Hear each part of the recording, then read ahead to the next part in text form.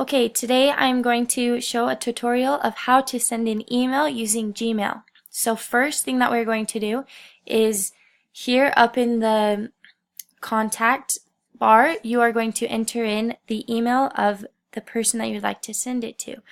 For example, in this one, the email address we'll be sending the email to is caitlin.woolley@gmail.com. And then here, right directly underneath, is the subject line where you will write hi or anything that you wish to put as your message title. And then directly beneath that is where you will put the messaging. And here you are going to write a quick message, and doesn't matter the length, basically just what you need to say to the recipient.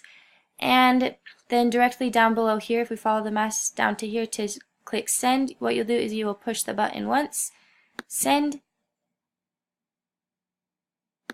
and then up here it will say your message has been sent. And that is the duration of our tutorial today.